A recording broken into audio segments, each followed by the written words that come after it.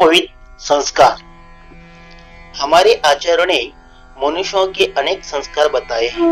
पूज्य जिनसेन आचार्य कृत आदि पुराण, सोमसेन कृत त्रिवर्णाचार्य और सुधर्म सागर कृत सुधर्म श्रावकाचार्य में संस्कार विधियों का उल्लेख है। इन्हीं ग्रंथों के आधार पर प्रस्तुत है यह कृति यज्ञोपवीत संस्कार। वास्तु दीपक यूट्यूब चैनल में आपका स्वागत है। सभी को सादर जय जिनेन्द्र। चलिए देखते हैं यज्ञोपवीत क्या है। यज्ञोपवीत शब्द यज्ञ और उपवीत इन दो शब्दों से बना है, जिसका अर्थ है यज्ञ को प्राप्त करने वाला, अर्थात जिसको धारण करने से व्यक्ति को सर्वविध यज्ञ करने का अधिकार प्राप्त हो जाता है, उसे यज्ञोपवीत कहते हैं। इसे उपनयन ब्रह्मसूत्र भी कहते हैं। श्रावकों के 53 क्रियाओं में 14 नंबर की यज्ञोपवीत क्रिया है।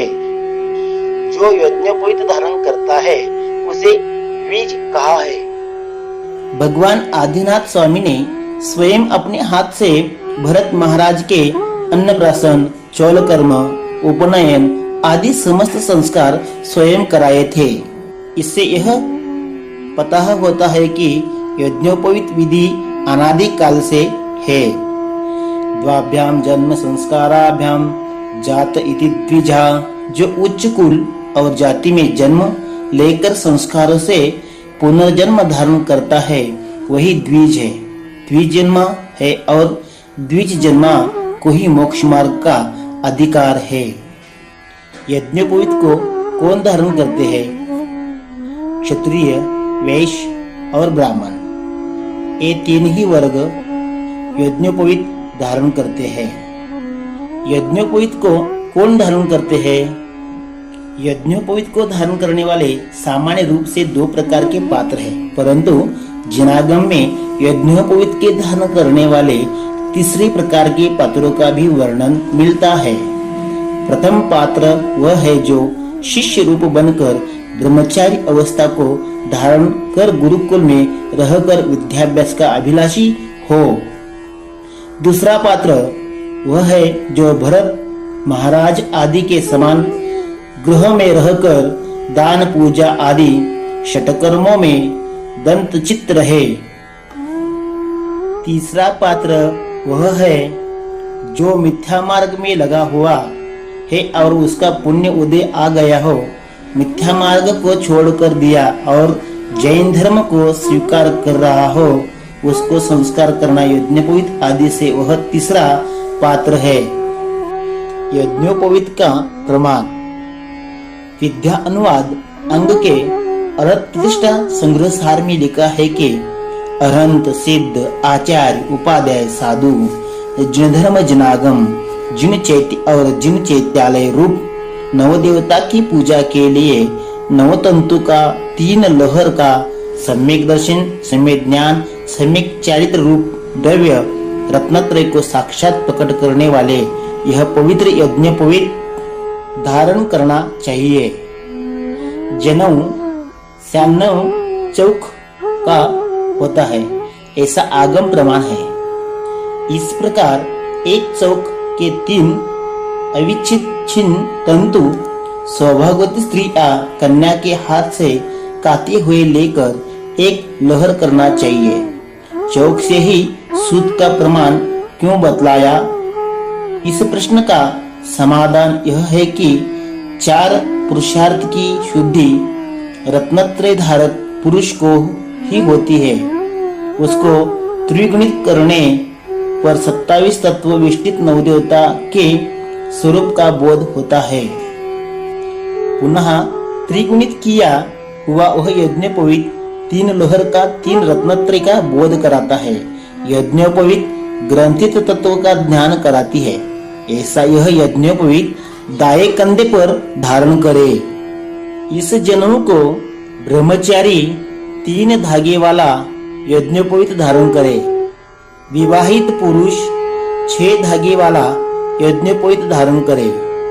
इसे हमेशा दाएं कंधे पर धारण किया जाता है। इस सूत्र के पहनने से व्यक्ति ब्रह्मा अर्थात परमात्मा के प्रति समर्पित हो जाता है। यह सूत्र बल, आयु तथा तेज को देने वाला है। इसे व्रतबंध भी कहा जाता है, क्योंकि इसके पहनने ही व्यक्ति अनेक प्रकार के व्रत नियमों में बंध जाता है, वह दृढ़ प्रतीक हो जाता है। इस जनों को पवित्र सूत्र माना है। यज्ञोपवीत का उपयोग। यज्ञोपवीत धारण करने के पश्चात शौच आदि के समय क्या करें? शौच आदि के समय यज्ञोपवीत को कान या मस्तक पर धारण करना चाहिए। क्षीरः प्रदेशे करणे वा धृत यज्ञोपवीतकम। शौच आदि के समय जनेऊ कान पर क्यों? इसका वैज्ञानिक आधार। आयुर्वेद के अनुसार लोहितिका विशेष नाड़ी दाहिने कान से होकर मनुष्य के मूल मूत्र द्वार तक पहुंचती है। यदि दक्षिण कान की इस नाड़ी को थोड़ा सा हाथ से दबा दिया जाए तो व्यक्ति का मूत्र द्वार स्वतः ही खुल जाता है और स्वस्थ आदमी भी पेशाब कर देता है।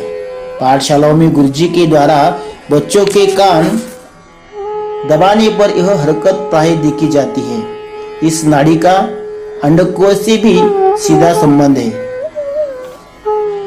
हर्निया नामक बीमारी की रोकथाम के लिए आज भी डॉक्टर लोग इस कान को ही नाड़ी का जगह से छेद करते हैं, अतः वैज्ञानिक रीति से यह प्रमाणित है कि इसका कान को जनेऊ द्वारा वेष्टित करने से व्यक्ति को मूत्र एकदम साफ व सरलता के साथ आखिरी बूंद तक उतर जाता है तथा व्यक्ति को मूत्र संबंधी रोग नहीं होते। हिंदू परंपरा में दाहिने कान में देवताओं का निवास मानते हैं। मैथुन करते समय यज्ञोपवीत को मस्तक पर लपेटना चाहिए, जिससे अपवित्र वस्तु का संयोग यज्ञोपवीत से न हो, और यदि मस्तक पर स्थापित करने से भूल हो जाए तो नमकार नमकार मंत्र की जाप देना चाहिए। यही इसका प्रायश्चित है। यज्ञोपवीत कब बदल देना चाहिए? घर में सुतक होने पर यज्ञोपवीत बदल देना चाहिए।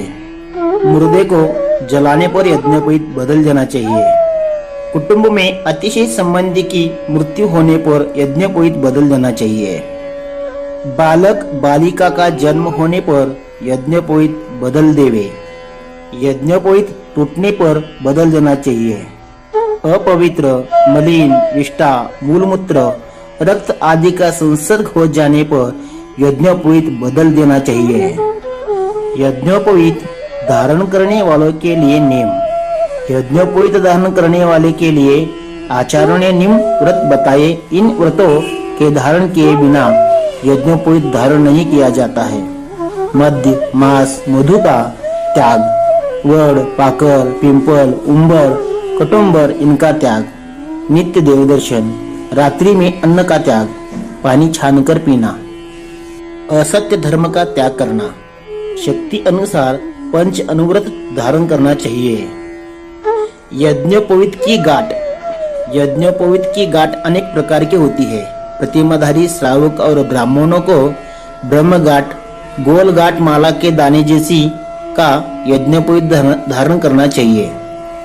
यज्ञोपवीत कब धारण करें? यज्ञोपवीत कब धारण करना चाहिए? यज्ञोपवीत पाक्षिक और निष्ठिक श्रावक का चिन्ह है। यह यज्ञोपवीत श्रावण शुक्ल पूर्णिमा को देव पूजन आदि करके विधि अनुसार हवन आदि क्रियाएं करके यह यज्ञोपवीत श्रावणी पूर्णिमा को धारण करना चाहिए। जिसने यज्ञोपवीत धारण नहीं किया वह जिन पूजा व दान देने का अधिकार नहीं तथा वह श्रावक भी नहीं है। ब्रह्मदेव सूर्य ने लिखा है कि पूजा करने वाला सबसे पहले अपने 2 इंद्र की स्थापना करे। इंद्र स्थापना के लिए अपने मस्तक में तिलक लगावे, अक्षत लगावे, यज्ञोपवीत धारण करे, शुद्ध धुले हुए धोती दुपट्टा पहने, कुंडल पहने, कंकण धारण करे और फिर रत्नत्रय रूप यज्ञोपवीत धारण कर ही जिन पूजन करने का अधिकार प्राप्त होता है। इसी बात को पंडित आशाधर जी ने प्रतिष्ठा सारोद्वार में लिखा है। पूज्य जिनसेन आचार्य कृत आदि पुराण, सोमसेन कृत त्रिवर्णाचार्य और सुधर्म सागर कृत सुधर्म श्रावक आचार्य में संस्कार विधियां का उल्लेख है। इन्हीं ग्रंथों के आधार पर प्रस्तुत यह कृति यज्ञोपवीत संस्कार। सभी को सादर जय जिनेन्द्र।